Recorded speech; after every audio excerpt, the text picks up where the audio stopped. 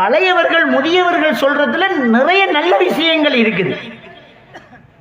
இந்தியாவில் ஒரு தமிழ் எழுத்தாளர் எழுதுறார், எந்த ஒரு சமுதாயத்தில் வயோதிபர்கள் மதிக்கப்படவில்லையோ அவர்கள் 50 ஆண்டுகள் பின்தங்கி இருக்கிறார்கள் என்கிறார். ஏன்னா அவர்களுடைய ஒவ்வொரு வார்த்தைகளும் 50-60 வருட அனுபவங்களை நமக்கு சொல்லித்தார். அந்த பழைய காலத்திலிருந்து ஒரு சில விஷயங்கள் மூட நம்பிக்கைகளை நாம எதிர்க்கிறோம். கண்ணூருண்டா தலையை சுற்றி போறது, மிளகா அடுப்புக்கு போறது, இதெல்லாம் நம்ம மூட நம்பிக்கை எதிர்க்கிறோம். ஆனா பழையவர்கள் சொன்ன ஒரு சில விஷயங்கள் நமக்கு சயின்ஸ், புத்தி. கறி கொண்டு வர கோப்பைக்குள்ள பக்கத்து கறி கொண்டு வர, அப்பெல்லாம் கறியை சே பண்ற கோப்பைக்குள்ள, இப்ப சே பண்ற ஃபேஸ்புக்கில் தான் வணங்கிட்டா.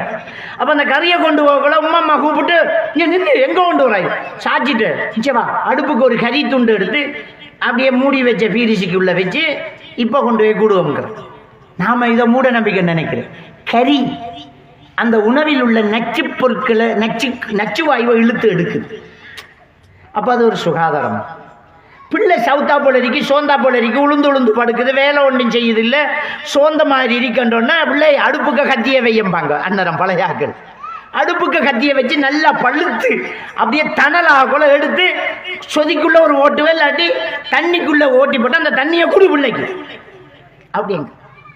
என்ன அந்த உடல் சோர்வு போகுமா? இது மூட நம்பிக்கைன்ற ஒரு காலத்தில் சொன்னாங்க. இப்போ டாக்டர்மார் சொல்றாங்க செய்யுங்க.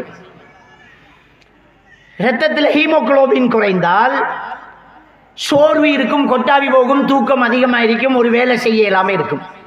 ஹீமோகுளோபின் அதிகப்படுத்தணும் என்றால் அயன் சாப்பாடு கொடுக்கணும், முருங்கைக்கீரை கொடுக்கணும், பிளம்ஸ் கொடுக்கணும், ஈச்சம்பழம் கொடுக்கணும். அதை ஷார்ட்கட்ல கொடுக்கறது தான் இரும்பை பழுக்க காய்ச்சி தண்ணிக்குள்ள ஓட்டி போட்டு அந்த தண்ணியை கொடுத்தா உடனடியாக அயன் கூடும், ஹீமோகுளோபின் கூடும், உற்சாகம் பெறும்.